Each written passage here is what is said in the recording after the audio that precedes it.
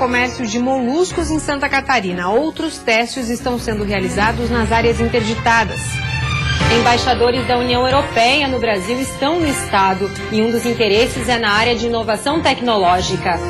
E ainda começaram hoje os trabalhos para a obra de duplicação da Rua Deputado Antônio Edu Vieira na capital. No futebol, o Figueirense perde e acaba a rodada na zona do rebaixamento. E pela Série B, o Avaí vence na ressacada. O Banho de Cidade desta segunda-feira já está no ar.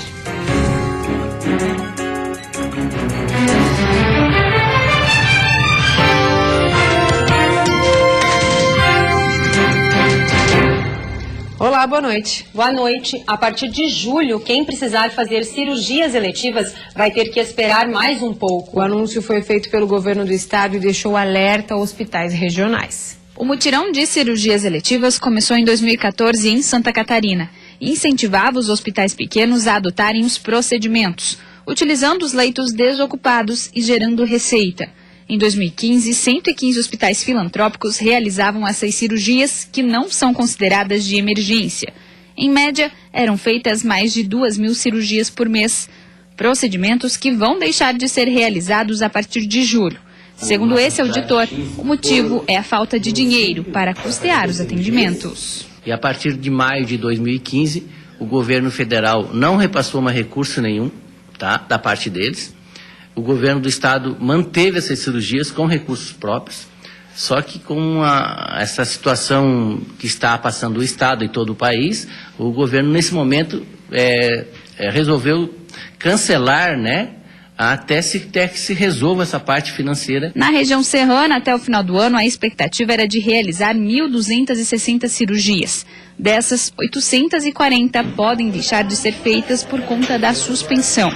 E quem está à espera do atendimento terá que aguardar mais tempo na fila. Mas vão continuar na fila, vão continuar na espera e quando for aberta, eles vão ser os primeiros a ser chamados. A medida acendeu a luz amarela dos hospitais maiores do estado.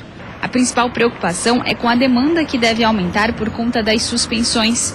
Isso porque muitos hospitais pequenos que utilizavam os recursos das cirurgias eletivas para se manterem podem fechar as portas. Muitos pequenos hospitais, a tendência é fechar. Isto novamente vai demandar mais pacientes, um fluxo maior para os hospitais de referência, hospitais chamados regionais. E o Hospital Nossa Senhora dos Prazeres já vem superlotado, Nós temos a preocupação com essa nova demanda. Segundo a Secretaria da Saúde de Santa Catarina, as cirurgias eletivas de urgência e emergência vão continuar sendo feitas nos hospitais que prestam esse serviço. Continua proibido o comércio de moluscos em Santa Catarina. A Secretaria de Agricultura e Pesca do Estado acompanha a situação e realiza testes nas áreas interditadas. A interdição do cultivo dos moluscos afeta 12 cidades e 525 hectares de fazendas marinhas. Para as atividades serem liberadas, os exames realizados nos locais precisam apresentar resultado negativo para a presença da alga que causa intoxicação alimentar. Enquanto isso, a retirada, transporte e consumo de ostras, mariscos, mexilhões e vieiras estão proibidos em todas as 40 áreas de cultivo do estado.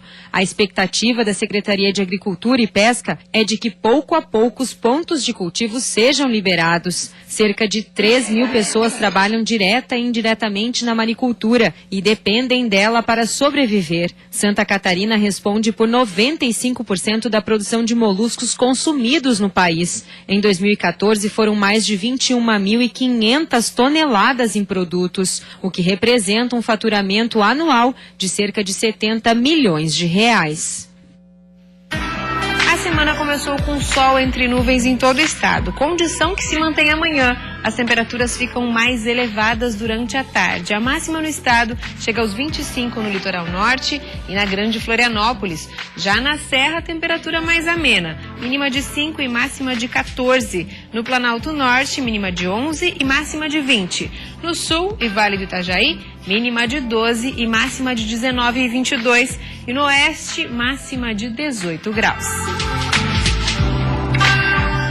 Uma curiosidade está chamando a atenção em Florianópolis. 2 escolas com vários irmãos gêmeos. Em uma unidade no bairro Ingleses, no norte da ilha, são 7 pares. Alice e Luísa, gêmeas idênticas, com o mesmo corte de cabelo, a mesma altura e os olhos castanhos. Elas são tão parecidas que fica difícil até para a professora saber quem é quem. Por isso, ela adotou uma tática que vem dando certo. Na emergência, eu uso os brincos.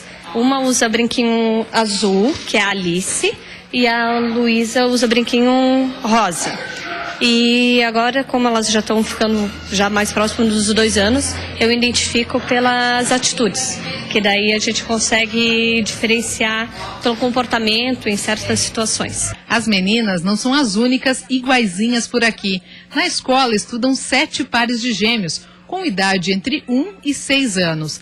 Tem a Isabel e a Isabelle, a Fernanda e a Luísa, o João Guilherme e a Ana Luísa, o Igor e o Tiago, e também o Vitor e o Arthur, que são idênticos em quase tudo, só num detalhezinho que eles são diferentes. Para diferenciar, eu tenho que pedir para eles olhar para mim. Se eles estiverem de costas, eu realmente não consigo, de lado eu não consigo. Só se eles estiverem de frente para mim, que é porque o Vitor tem uma pincinha do ladinho da boca e o Arthur não tem. Ah, e tem também a Manuela, que hoje está até meio perdida, porque a mana Rafaela não veio para a escola. Às vezes brinca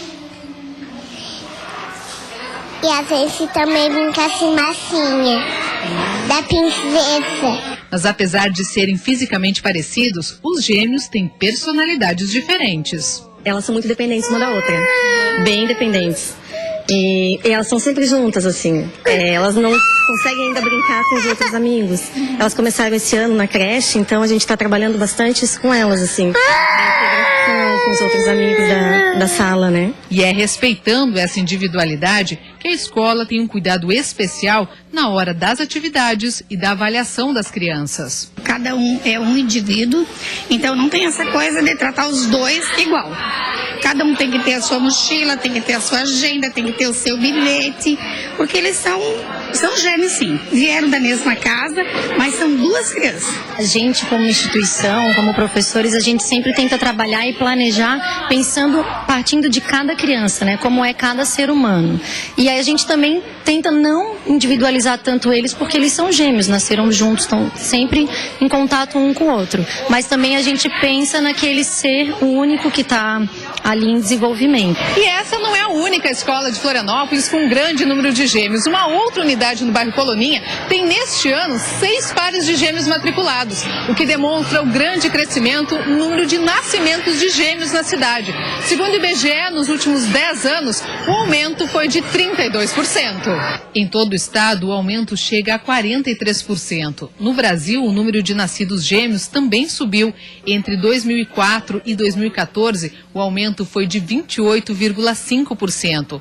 E se para eles olhar para o lado e ver alguém tão igualzinho pode parecer comum, para quem convive com eles só há uma certeza: é fofura em dose dupla. E a seguir, manifestação pede agilidade na entrega de um posto de saúde na capital. E ainda começaram as obras para a duplicação da rua Deputado Antônio do Vieira, também em Florianópolis.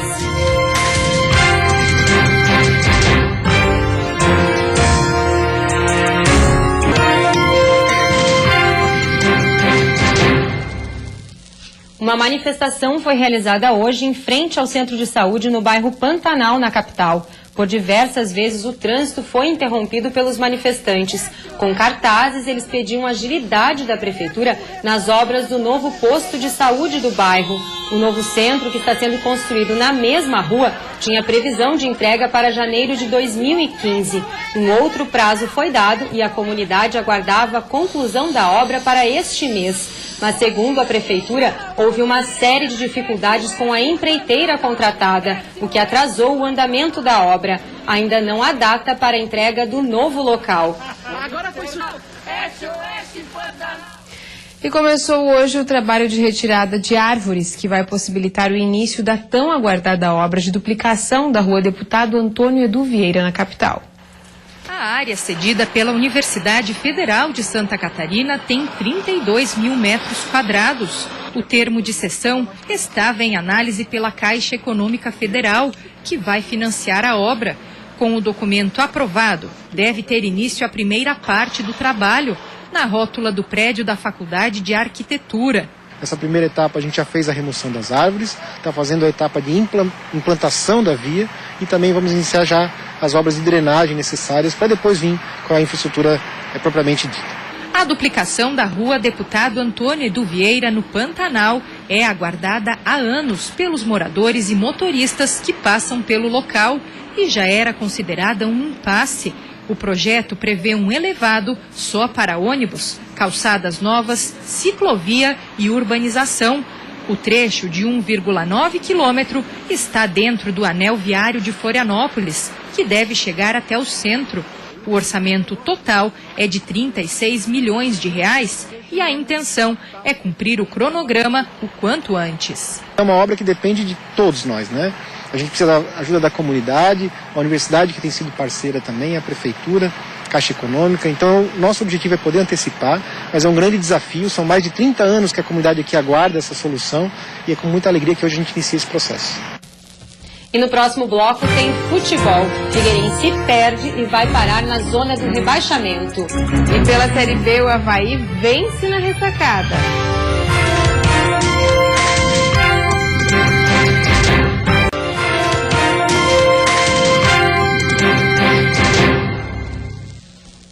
Futebol, o Figueirense não conseguiu segurar o Atlético Paranaense em Curitiba. Perdeu por 2-1 e entrou para a zona do rebaixamento.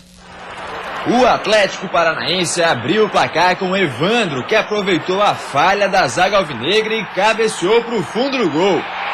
Antes mesmo do fim do primeiro tempo, o Evandro fez essa jogadaça e colocou na cabeça de Thiago Heleno. O zagueirão cabeceou firme e fez o segundo dos donos da casa. O Figueira diminuiu com o zagueiro Bruno Alves, também de cabeça, mas não conseguiu passar disso. No fim, Atlético Paranaense 2, Figueirense 1. Na Arena Condá, Chapecoense conseguiu apenas um empate com o Santa Cruz. Veja como foi. Sem muito descanso, Guto Ferreira optou por poupar alguns jogadores, mas a Chapecoense iniciou a partida pressionando o adversário. Na cobrança de escanteio, Kempis por muito pouco não abriu o placar. Lucas Gomes tentou com um chute de longe, mas a bola passou por cima do gol de Thiago Cardoso. O time pernambucano chegou com Queno, mas a bola foi para fora. E não demorou muito para Arthur abrir o placar na Arena Condá. Na segunda etapa, o Santa Cruz continuou buscando, mas Danilo defendeu. A Chape chegou com Silvinho, que bateu com perigo. A bola foi na rede, mas pelo lado de fora. E por pouco não empatou na cobrança de falta de Kleber Santana, mas Josimar desperdiçou. O time catarinense só conseguiu superar a marcação adversária neste cruzamento. Lucas Gomes e Thiago Costa dividiram pelo alto e a bola foi parar no fundo do gol. Tudo igual na Arena Condá. Já nos acréscimos, Johan perdeu a grande chance da virada. Fim de partida na Arena Condá, Chapecoense 1, Santa Cruz também 1. Não era bem o resultado que a gente queria, e ainda mais na situação. Tenho certeza que se tivéssemos saído na frente, dificilmente a gente deixaria escapar a vitória. Pela Série B, uma bela vitória do Avaí na ressacada com direito a 3 gols de William. Renato teve espaço para cruzar e mandou a bola na cabeça de William. Tá lá dentro, 1-0 Avaí. O gol era o que o Leão precisava para crescer. 2 minutos depois, Romarinho foi derrubado pelo goleiro Everson. Pênalti para o Avaí. William foi para a bola consciente e fez o segundo dele e do time azul, 2-0.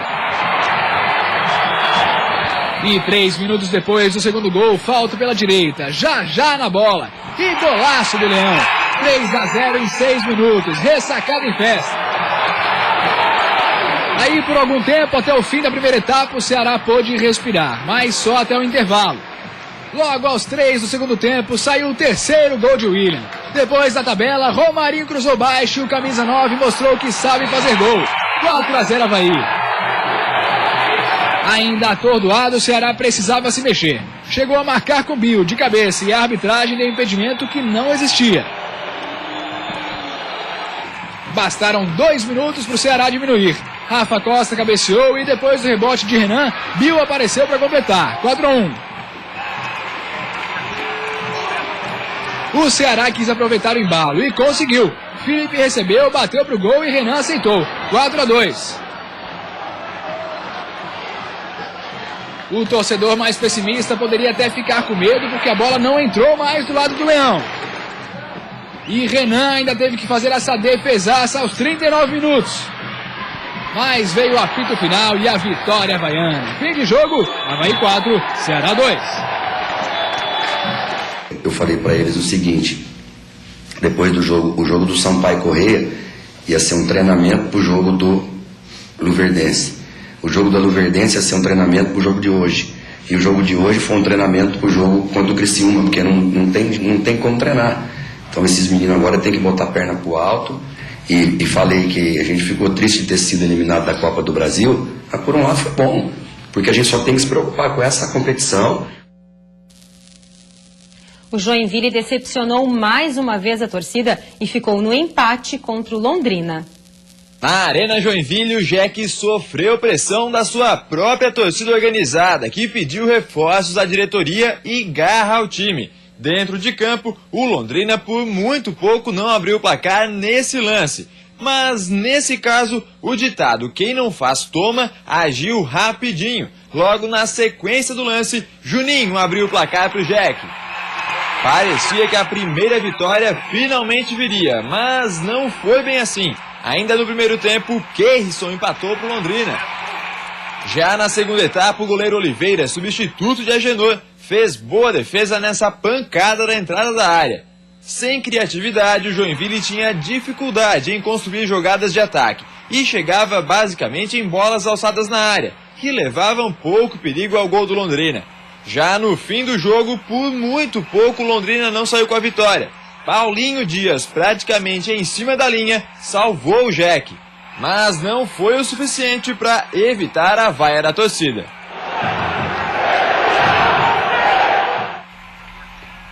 Jogando fora de casa, o Criciúma foi derrotado pelo CRB e deixou o grupo de acesso. No Rei Pelé, Luigi recebeu o lançamento, dominou e fez o primeiro do CRB, 1-0. No fim do segundo tempo, Flávio Boaventura aproveitou a sobra e fez o segundo, 2-0. De pênalti, Elvis diminuiu para o Criciúma. Fim de partida, CRB 2, Criciúma 1. E a seguir, embaixadores da União Europeia no Brasil visitam o estado. E ainda ave de rapina, a Câmara de Vereadores da capital vota processo de cassação.